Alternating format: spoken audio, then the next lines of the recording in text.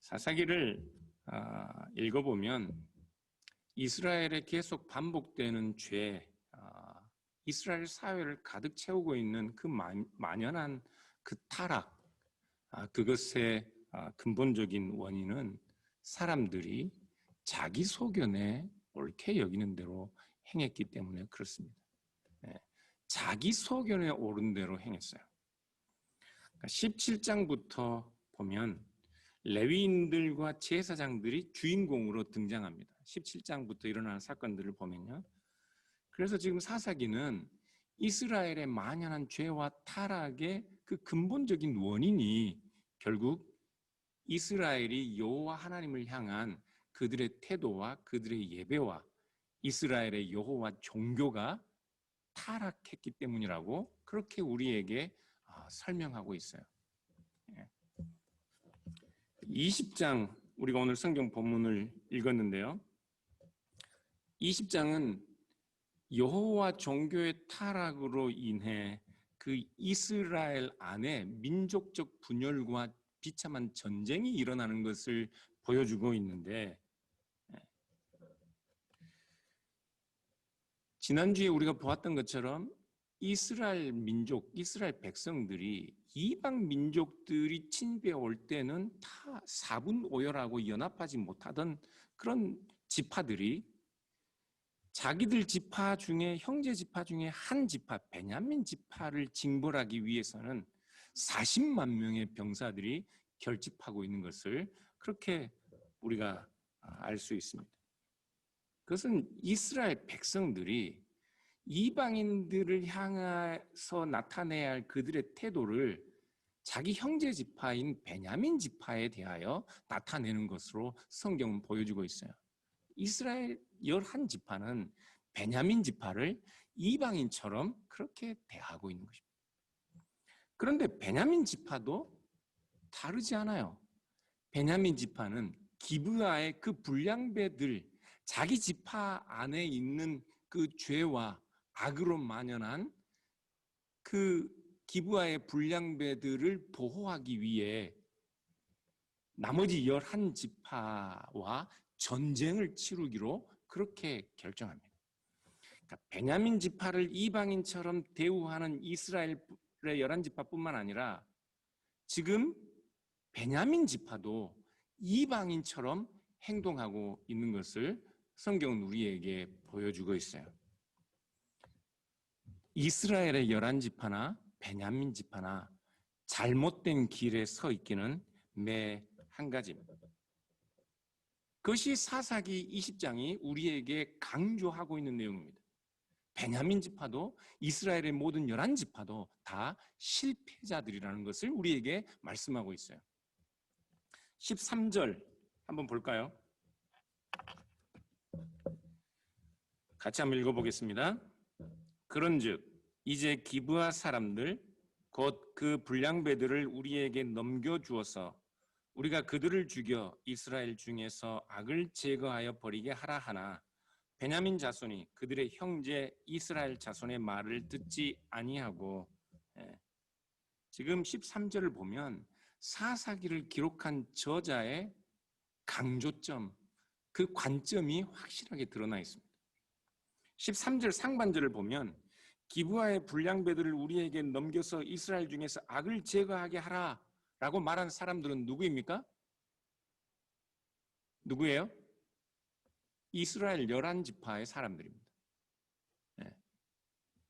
13절 아직 찾고 계셔요? 이 성경 본문을 보셔야 제 설교가 이해가 돼요. 13절의 앞부분의 내용은 누구 말이냐고요? 이스라엘 백성들이 기브아 사람들에게 한 말, 베냐민 지파에게 한 말입니다. 그런데 13절 하반절에 베냐민 자손이 그들의 형제 이스라엘 자손의 말을 듣지 아니하였다. 이건 누구 말입니까? 사사기를 기록한 저자, 성경을 기록한 분의 말씀입니다. 그러니까 사사기 지금 20장 13절은 이스라엘이 베냐민의 누구라고 말씀하고 있어요? 예? 다들 식사를 안 하셨나? 예. 지금 베냐민이 누구의 말을 듣지 않았습니까? 이스라엘. 그런데 그 이스라엘을 꾸며주는 말이 뭐예요? 그들의 형제예요. 지금 성경을 기록하신 분은, 성경 저자는 이스라엘이 베냐민의 형제라는 사실을 강조하고 있는 것입니다. 그런데 베냐민은 자기 지파의 불량한 사람들을 보호하기 위해 이스라엘 자기 형제 지파들의 말들을 듣지 않았다고 말씀하고 있습니다. 그들은 이방인처럼 행동하고 있습니다. 그런데 이 말씀은 단순히 베냐민 지파에게만 적용되는 말씀이 아니에요. 이스라엘이 베냐민의 형제라는 성경 저자의 설명은 이스라엘도 베냐민 지파를 자기 형제처럼 대우해야 한다는 것을 말씀하고 있다. 20장 13절의 말씀은 이스라엘 11지파나 베냐민 지파나 서로가 서로를 형제처럼 대하는 일에 실패하고 있다는 것을 말씀합니다. 기브아의 사람들 어떤 사람들이었어요? 형제 지파, 다른 이방인들이 자기 마을을 방문하면 환대해야 함에도 불구하고 형제처럼 환대해야 함에도 불구하고 환대하지 않았습니다. 기브아는 성적으로 타락한 사람들이 있었고 폭력적인 불량배들이 활개를 치고 있었습니다. 그런데 베냐민 사람들은 그들에게 관대했다고요. 그런데 이것이 단순히 베냐민만의 문제가 아니라 이스라엘, 베냐민 지파를 형제처럼 생각하지 못하는 이스라엘 전체의 문제였다고요. 그러니까 기브아의 문제는 기브아, 베냐민 지파만의 문제가 아니라 이스라엘 전체에 만연한 불친절, 형제들을 형제로 대우하지 못하고 환대하지 못하는, 그리고 성적 타락과 폭력이 난무하는 이스라엘 전체의 이야기였던 것입니다. 누가 누구를 고쳐요? 그래서 기브아의 불량배들을 잡아 죽인다고 이스라엘의 죄악을 다 제거할 수 없는 노릇이었습니다. 왜요? 기브아의 불량배들의 이야기는 이스라엘 전체의 이야기였으니까요. 그 몇몇 사람들을 죽인다고 해서 이스라엘 백성들이 기브아 베냐민 사람들에게 말하는 것처럼 그들을 죽여서 우리 가운데 있는 죄악을 제거하자, 자기 모순적인 이야기였다. 성경은 그것을 이야기하고 있는 것입니다. 사랑하는 여러분, 우리도 크게 다르지 않아요. 생각해 보면 나를 힘들게 하고 내가 보기엔 나를 괴롭게 하는 이 문제들만 사라지면 우리는 모든 것이 형통하게 될 것으로 생각합니다. 그렇죠? 그렇게 생각하는 건 너무 순진한 생각들이에요. 여러분들 다 경험해 보셨잖아요. 저 교회에 문제가 있으면 이 교회에도 문제가 있는 거예요. 저 교회에 저런 문제가 있으면 이 교회는 이런 문제가 있는 겁니다. 우리의 진짜 문제가 뭔지 아세요? 사람들의 진짜 문제요? 문제 자체를 탓하는 겁니다. 이 문제만 없으면 될 텐데. 이 문제만, 이 사람만 없으면 될 텐데. 그런데 우리는 이 문제를 다루는, 이 문제를 대하는 우리들의 태도나 우리의 인격이나 우리 성품들을 반성하거나 생각해 보질 않아요. 그것이 문제입니다. 그것이 문제예요. 100점짜리 교회 없습니다. 제가 보니까 안 싸우면 아주 훌륭한 교회들. 안 싸우면 훌륭한 교회예요. 100점짜리 사람 있어요? 네, 물론 저 같은 사람 흔하진 않습니다만 100점짜리 사람 없습니다. 한 가지를 갖추고 한 가지가 훌륭해 보이면 또 다른 한 가지가 부족하고 또 다른 흠잡을 한 가지를 가지고 있는 거예요. 그것이 사람입니다. 그럼 어떻게 해요? 어떻게 해요? 서로가 서로의 약점과 한계를 함께 부둥켜 안고 함께 가지고 가는 거예요. 그것이 문제를 다루는 올바른 태도입니다.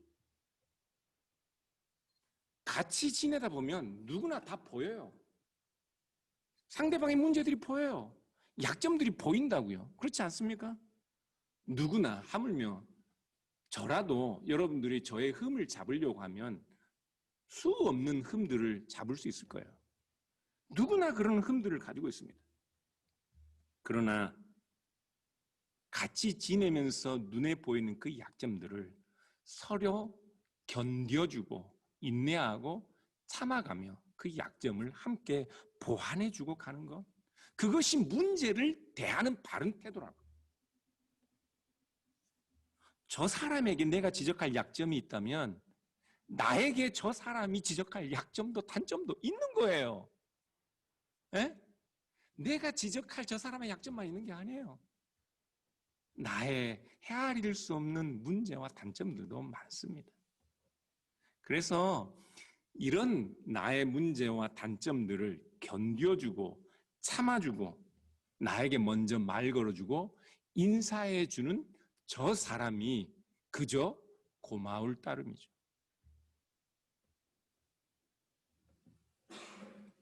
베냐민 자손들, 지금 형제 이스라엘의 말을 듣지 않고 그들과 싸우려고 한다는 이 사사기 저자의 뼈 아픈 설명은 베냐민 지파 저 사람에게만 적용되는 것이 아니라고요. 그들을 고치려고 하는 이스라엘 백성들에게도 동일하게 적용되는 말씀입니다. 20장에 계속 이 이스라엘과 베냐민 지파가 전쟁하는 내용들이 나오는데요. 이 전쟁 이야기를 묘사하는 이 사사기의 관점을 보면 지금 제가 말씀드린 이 내용들을 아주 예리하게 지적하고 있어요. 그러니까 이 관점을 포기하지를 않아요. 계속해서 너희들이 무엇에 실패하고 있는지를 강조하고 있습니다. 계속해서 볼 텐데요. 20장을 보면 이스라엘 백성들이 여호와 하나님 앞에 총 3번 모입니다. 이 전쟁을 위해서 이스라엘 백성들이 20장에 3번 모이는데요. 18절을 보시면 첫 번 모이는 내용인데, 모든 이스라엘 백성들이 베냐민 지파와 전쟁을 치를 준비를 마치고 나서 베델로 올라가서 하나님께 질문하는 내용이 나옵니다. 본문을 좀 자세히 살펴보아야 하니까 여러분 같이 읽으셔야 돼요. 그런데 지금 성경 세 구절을 계속해서 제가 다룰 거기 때문에 서로 그 세 구절들이 어떻게 다른지를 여러분들 눈으로 확인을 하셔야 돼요. 그래서 좀 자세히 저하고 같이 읽으셔야 됩니다. 18절 같이 읽어보겠습니다. 같이 읽겠습니다. 이스라엘 자손이 일어나 베델에 올라가서 하나님께 여쭈어 이르되 우리 중에 누가 먼저 올라가서 베냐민 자손과 싸우리까 하니 여호와께서 말씀하시되 유다가 먼저 갈지니라 하시니라. 그들은 베델에 올라가서 누구에게 지금 질문하고 있습니까? 하나님께. 그리고 누가 답합니까? 누가 대답해요? 여호와께서 답합니다.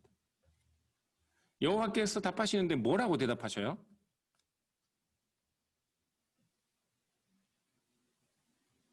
뭐라고 답하셔요? 유다가 먼저 올라가라. 예. 이 설교할 내용이 많은데 빨랑빨랑 답을 하셔야 제 시간에 설교가 끝납니다. 예. 지금 20장에 이스라엘이 하나님께 질문하는 내용과 여호와 하나님께서 이스라엘 백성들에게 대답하는 내용은 정확하게 사사기 1장 1절과 2절을 염두에 두고 있는 말씀입니다. 그러니까 사사기 1장 1절과 2절이 생각나게 하시는 내용이에요. 사사기 1장 1절 2절 한번 같이 보겠습니다. 맨 앞으로 사사기를 좀 넘겨보셔요. 사사기 1장 1절 2절 함께 보겠습니다. 같이 읽겠습니다. 여호수아가 죽은 후에 이스라엘 자손이 여호와께 여쭈어 이르되 우리 가운데 누가 먼저 올라가서 가나안 족속과 싸우리이까? 여호와께서 이르시되 유다가 올라갈지니라. 보라 내가 이 땅을 그의 손에 넘겨주었노라 하시니라. 자, 사사기 1장 1절 2절을 보면 이스라엘 백성들이 누구에게 물어요? 여호와께 묻습니다. 다시 한번 여쭤볼게요. 사사기 20장에서 이스라엘 백성들은 지금 누구에게 묻습니까? 하나님께 묻습니다. 무슨 차이가 있을까요? 여호와께서 대답하시기를 누가 먼저 올라가라고 말씀하셔요? 유다입니다. 자, 그럼 사사기 1장과 20장의 이스라엘 백성들의 질문과 여호와의 대답, 이 내용에 무엇이 다른 것인지, 무엇이 공통적인지 한번 이야기를 해보자고요. 1장 1절은 여호와께 묻는데 20장 18절은 베델에서 하나님께 묻습니다. 이 차이가 무슨 차이일까요? 1장을 보면 이스라엘 백성들은 가나안의 이방 민족들과 전쟁하기 위해 하나님께 묻고 있습니다. 그런데 20장은 지금 이스라엘 백성들이 하나님께 묻고 있는 이유가 뭐예요? 누구와 싸우기 위해서? 이방 민족이에요? 아니에요. 자기 형제들 중에 한 지파인 베냐민 지파와 싸우기 위해 묻고 있는 것입니다.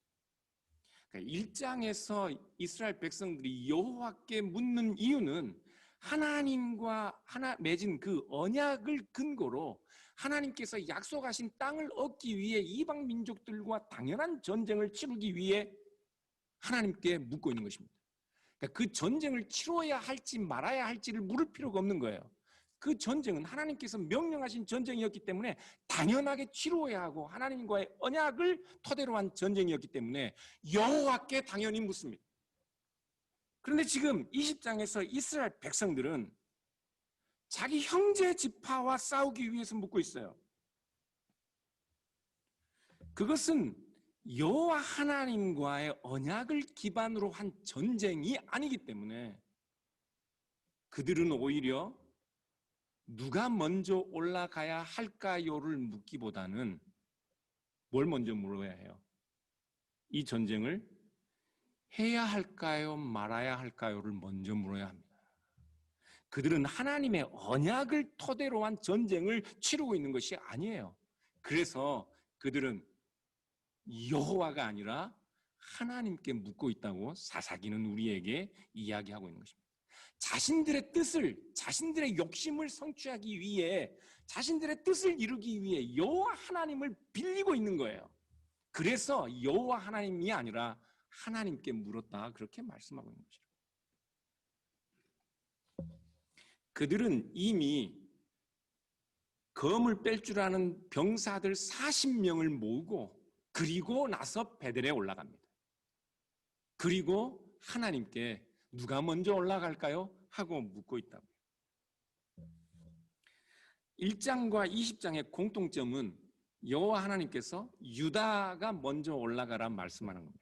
왜 그렇게 말씀하셨을까요? 이것은 이런 겁니다. 그러니까 하나님께서 유다가 먼저 올라가면 너희가 이긴다는 어떤 일에 대한 결과를 약속하는 신탁이 아닙니다. 이것은 하나님께서 이스라엘 백성들에게 유다가 먼저 올라가라 말씀하심으로써 사사기 1장에 이스라엘 백성들이 가나안의 이방 민족들과 당연한 전쟁을 치를 때 유다가 먼저 올라가라 하셨던 하나님의 명령을 상기시켜주는 신탁이라고요. 그러니까 너희들이 싸워야 하는 싸움은 이방 민족들과 타락한 이방 민족들과의 싸움이지, 그래서 이방 민족들과 싸우기 위해 유다가 먼저 올라갔던 것을 상기시키기 위해서 하나님은 지금 누가 먼저 올라갈까요? 이스라엘 백성들이 사사기 1장에서 던졌던 동일한 질문에 대하여 유다가 먼저 올라가라, 너희들이 싸워야 할 전쟁은 형제들이 아니라 이방 민족에 대한 전쟁이라는 걸 상기시켜주는 신탁이라고. 근데 이스라엘 백성들은 유다가 먼저 올라가면 이길 줄로 알았던 것입니다. 그리고 그 신탁을 믿고 전쟁을 치렀는데 이스라엘 백성들은 첫 번째 전투에서 22,000명을 잃습니다. 대패하죠. 11지파 40만 명이 모여서 한 지파, 베냐민 지파와 싸우는데 첫 번째 전투에서 22,000명을 잃었어요. 그래서 이스라엘 백성들이 다시 하나님께 올라갑니다. 베델로 올라가요. 그것이 오늘 우리가 읽었던 23절 내용인데요. 23절 같이 한번 읽어보겠습니다. 이스라엘 자손이 올라가 여호와 앞에서 저물도록 울며 여호와께 여쭈어 이르되 내가 다시 나아가서 내 형제 베냐민 자손과 싸우리까 하니 여호와께서 말씀하시되 올라가서 치라 하시니라. 여러분, 첫 번째 18절에 그들이 여호와께 하나님께 물었던 질문과 지금 23절에 그들이 하나님께 두 번째 묻고 있는 질문, 이 상황과 뭔가 다른 점이 있습니까? 있어요? 처음에는 40만 명 전쟁할 준비를 다 마치고 이스라엘에 올라가서 베델에 올라가서 하나님 누가 먼저 올라갈까요? 물었던 사람들이 이제는 베델에 올라가서 여호와께 묻습니다. 그리고 그들이 묻기 전에 날이 저물도록 웁니다.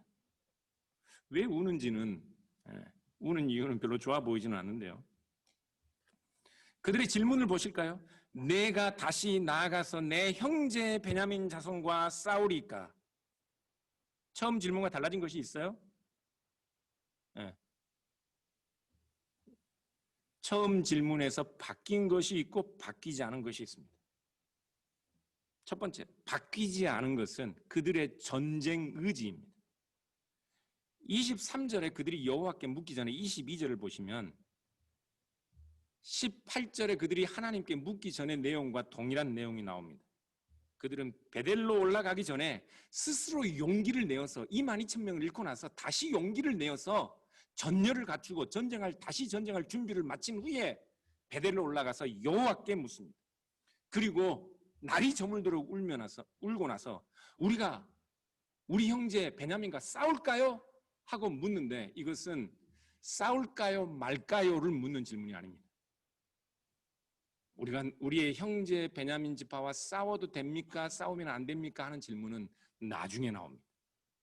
그들은 하나님께 덤비듯 따지듯 분명히 하나님이 우리에게 주신 신탁대로 유다가 먼저 올라가서 쳤는데 우리가 졌습니다. 우리가 싸워요? 라고 하나님께 대들고 항변하고 있는 것입니다. 그들은 여지없이 싸울 것입니다. 바뀐 것이 없어요. 그런데 바뀐 것이 있다면 그들이 베냐민을 누구라고 부르고 있어요? 네? 내 형제라고 부르고 있습니다. 내 형제 베냐민과 싸울까요?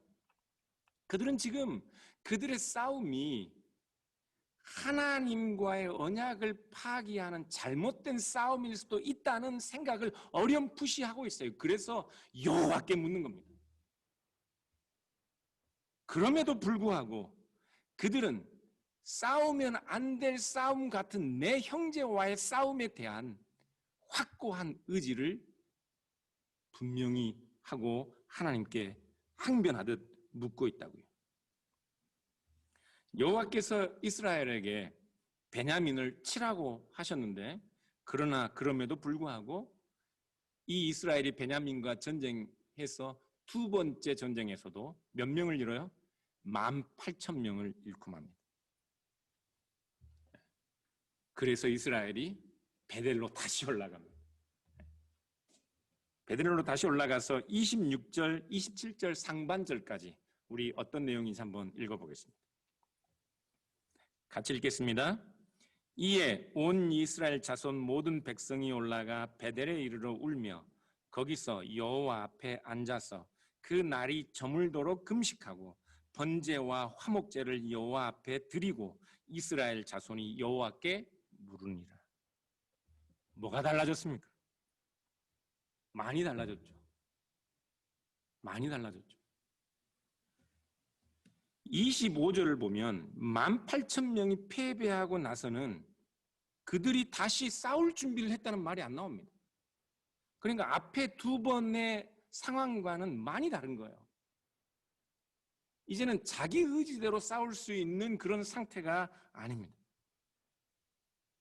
그리고 26절에 그들은 울면서 여호와 앞에 금식하고 번제를 드리고 화목제를 드리고 여호와께 묻습니다. 하나님께 번제와 화목제를 드렸단 말은 그들이 자신들의 죄를 회개하고 하나님과의 어긋난 관계를 다시 회복하고자 노력했다는 것을 보여줍니다. 그래서 사사기 저자의 설명, 이들이 하나님 앞에 서 있는 이 태도를 사사기 저자는 그 마지막 세 번째 그들이 여호와께 묻고 여호와께서 답하신 내용의 어떤 진정성을 설명하기 위해 계속해서 27절 하반절부터 이런 설명을 덧붙입니다. 제가 읽어보면 그때에는 하나님의 언약궤가 거기 있고 아론의 손자인 엘르아살의 아들 비느하스가 그 앞에 모시고 섰더라. 이스라엘 자손들이 여쭈기를 우리가 다시 나아가 내 형제 베냐민 자손과 싸우리까 말리까? 질문이 바뀌었죠. 형제 베냐민과 싸울까요 말까요? 여호와께서 이르시되 올라가라. 내일은 내가 그를 내 손에 넘겨주리라 하시는지. 하나님은 베냐민 지파를 징계하시고 심판하시기 위해 베냐민 지파를 이스라엘의 손에 넘겨주실 것입니다. 지금 베델에 하나님의 언약궤가 있고 아론의 적법한 손자 비느하스가 제사장으로 있었다고 말씀하심으로써 하나님 여호와께서 이스라엘 백성들에게 주신 이 신탁이 여호와께 묻는 내용이 적법함을 사사기는 우리에게 보여주고 있어요. 그래서 지금 베냐민 지파를 이스라엘의 손에 넘겨주신다는 말씀대로 이 세 번째 전쟁에서는 이스라엘 백성들이 베냐민 지파를 이깁니다. 그런데 자기 형제 베냐민과 싸워야 할지 싸우지 말아야 할지를 묻던 이스라엘 백성들, 이스라엘의 11지파는 이스라엘과 베냐민과의 전쟁에서 이방 민족에게까지도 하지 않았던 헤렘, 그 민족을, 그 백성들을 진멸하는 그 일을 행하고 만다. 베냐민 지파 질문이 바뀌었어요. 하나님, 여호와 하나님, 우리가 하나님 여호와의 언약을 생각해 보니 내 형제 베냐민과 싸워야 할지 말아야 할지 하나님 우리에게 답을 주십시오. 하나님이 이제는 베냐민을 너희 손에 넘겨주겠다. 하나님께 화목제를 드리고 번제를 드리면서 자신들의 죄를 회개하고 고백했던 이 사람들이 나의 형제 베냐민을 하나님께서 그 손에 넘겨주시겠다고 하니까 이제는 전쟁에서 악한 사람들, 기브야의 불량아들, 그리고 전쟁에 참여한 몇 사람만 손해를 입히는 것이 아니라 림문 바위 틈에 숨은 베냐민의 600명의 남자들, 병사들을 제외한 베냐민 지파의 모든 여자들과 아이들까지 다 진멸하는 이런 심각한 범행을 저지르고 있다. 심각하지 않습니까? 하나님께서 베냐민을 이스라엘 백성들에게 넘겨줄 때는 그것을 의도하신 것이 아니었습니다. 이스라엘 백성들이 하나님께서 이방의 타락한 민족들을 심판하실 때 그들의 모든 성읍을 다 불태우고 진멸하라 명하셨는데 이스라엘 백성들이 이방 민족들에게도 그렇게 잔인하게 진멸하라는 하나님의 명령을 따르지 않았어요. 그런데 자기 형제들을 치는 일에는 마치 앞다투어 하나님의 명령에 순종하는 듯 자기 형제들을 진멸하고 있다고. 그래서 오늘 지금 사사기 20장이 우리에게 보여주고 있는 전쟁 드라마는 사람들이 끝까지 하나님의 뜻을 구하고 하나님의 뜻, 여호와의 뜻을 말하지만 결국에는 하나님 앞에 번제와 화목제를 드리면서 하나님과 이 새로운 관계를 맺으려 하면서도 결국에는 자기 자신의 뜻을 이루고야 마는 이스라엘의 배역한 모습, 우리 모습들을 고발하고 있는 거죠. 우리는 어떤가요? 사랑하는 여러분, 우리도 크게 다르지 않은 것 같습니다. 우리는 하나님의 뜻을 너무 쉽게 말하는 버릇들이 있어요. 우리 교회 성도들 그런 거 잘 못 봤는데 주변에 만나는 사람들마다 뭐 이것도 하나님의 뜻, 저것도 하나님의 뜻, 잘된 것도 하나님의 뜻, 못된 것도 하나님의 뜻, 좋은 일도 하나님의 뜻, 나쁜 짓도 하나님의 뜻. 도대체 뭐가 하나님의 뜻인가요? 결국에는 자기 뜻을 자기에게 유리한 모든 대로 하나님의 뜻이라고 말하는 우리 악한 습성들이 그렇게 나타나는 것입니다. 어느 날 코로나 팬데믹 때문에 많은 기독교인들이 이 코로나 팬데믹도 하나님의 뜻이라고 말하는 사람들이 많습니다. 물론 하나님의 뜻이 없는 일이 어디 있겠습니까? 그렇지만 세상에 일어나는 일들에 대하여 이것이 분명히 이래서 하나님의 뜻이라고 말할 수 있을 만큼 하나님의 뜻은 그렇게 단순하지 않습니다. 하나님의 뜻은 모든 신비에 감춰져 있는 것처럼 우리가 측량할 수 없는 그런 것이에요. 어떤 기독교인들은 이 코로나 사태를 보면서 이제 사람들의 마음이 약해졌으니까 우리가 복음을 전하면 쉽게 받아들일 거야. 하나님이 복음을 전할 수 있는 기회를 우리에게 주시기 위해 코로나 팬데믹을 허용했다. 그렇게 말하는 사람들이 있습니다. 너무 쉬워요. 너무 쉽다고요.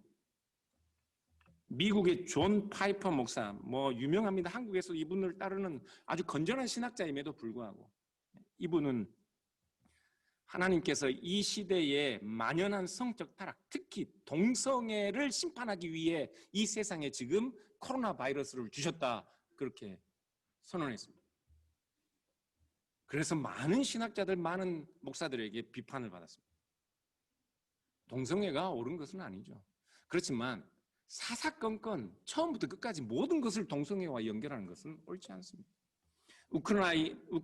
우크라이나의 동방 정교회 총대 주교가 이 존 파이퍼 목사처럼 그렇게 코로나 바이러스는 하나님께서 동성애 때문에 이 세상을 심판하시는 것이다 라고 큰 소리를 쳤다가 곧바로 며칠 후에 그가 코로나 바이러스에 감염이 됐습니다.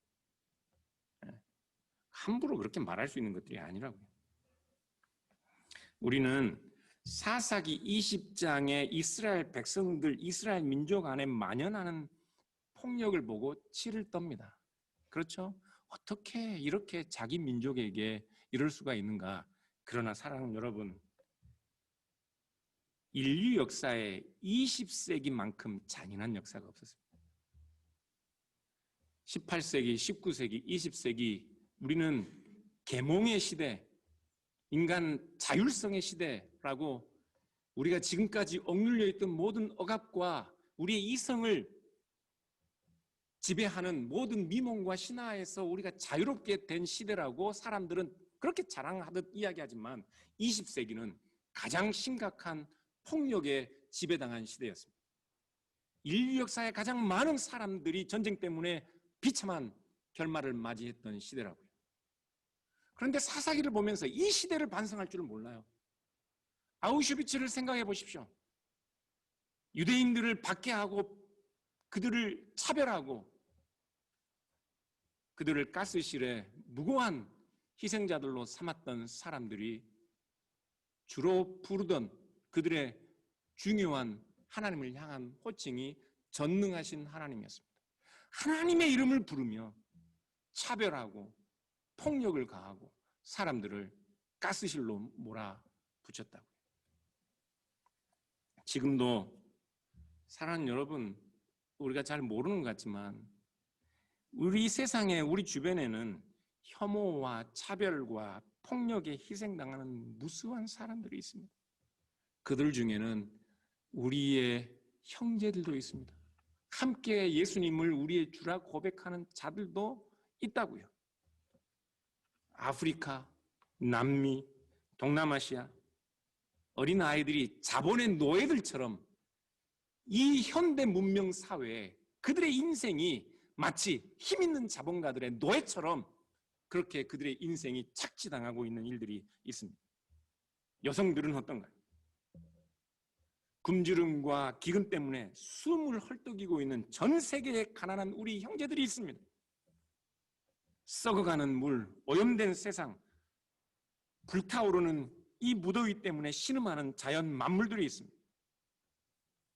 이 사사기의 이 차별과 혐오와 분열과 폭력과 전쟁이 수천 년 전 이 무지한 이스라엘 민족 호대인들의 역사가 아니라 우리 자신들의 이야기로 지금 진행형으로 진행되고 있다고요.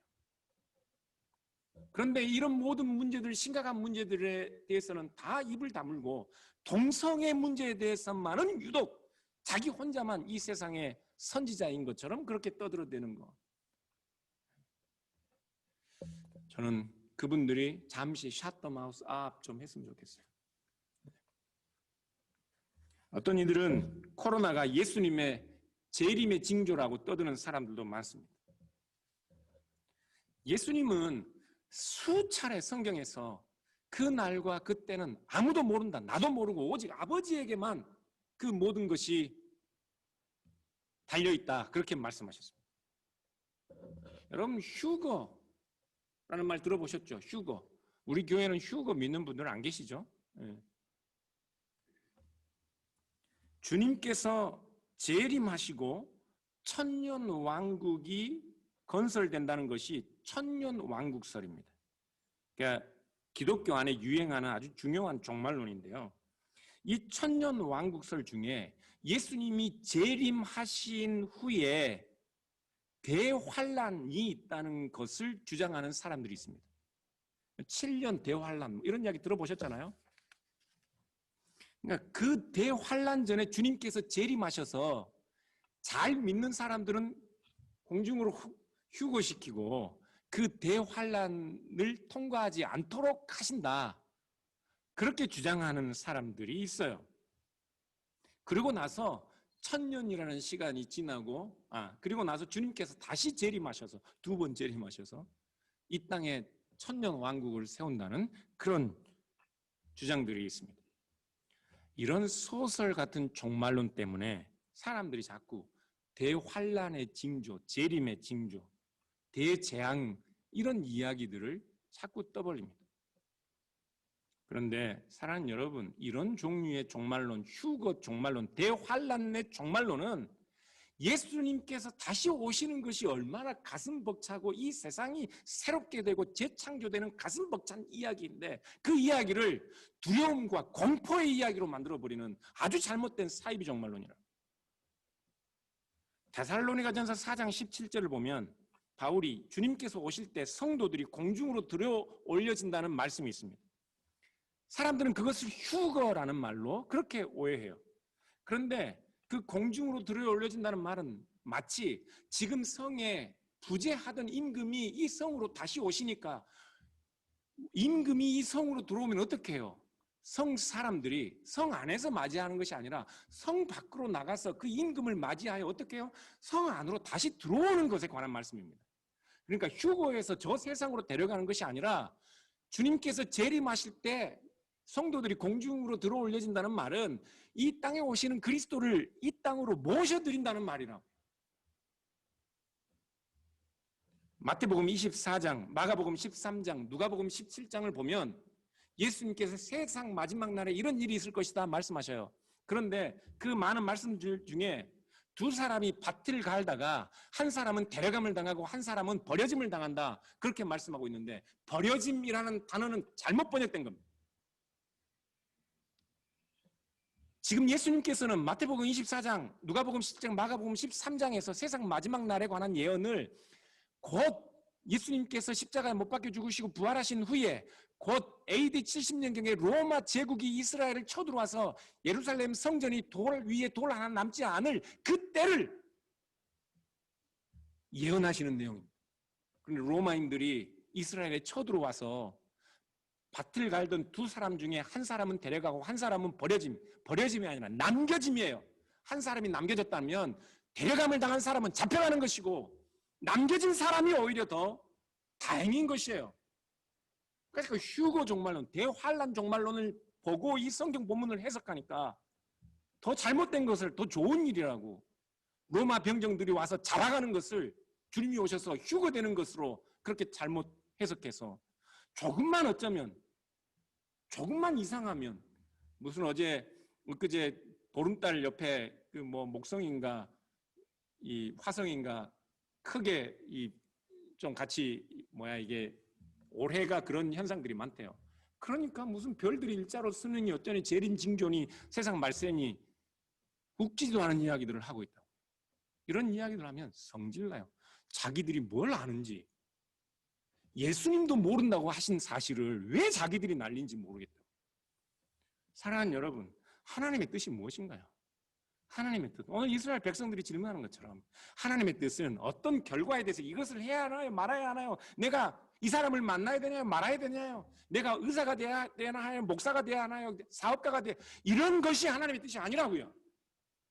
하나님의 뜻은 목사가 되어도 훌륭하고 바른 목사가 되는 것이고 의사가 되어도 생명을 귀하고 존중히 여기는 의사인 것이고 사업가가 되어도 자기의 욕심만 탐하는 사업가가 된다면 그것은 하나님의 뜻이 아니죠. 그렇지 않습니까? 하나님께서 우리에게 허락하신 이 부유함을 이 세상에 힘들고 어려운 사람들과 함께 나누고자 하는 그런 기업가가 되는 것이 하나님의 뜻인 거예요. 무엇이 되고 무엇을 하고가 마는 것이 아니라 이 시간 나에게 주어진 하루를 내가 어떻게 하나님을 믿는 백성으로 살아야 하는가, 그것에 고민하는 것이 하나님의 뜻인 것입니다. 사랑하는 여러분, 여호와 하나님의 뜻이 궁금하십니까? 오늘 여러분에게 주어진 이 하루를 주님께서 오셔서 고치실 이 세상을 기대하는 마음으로 사십시오.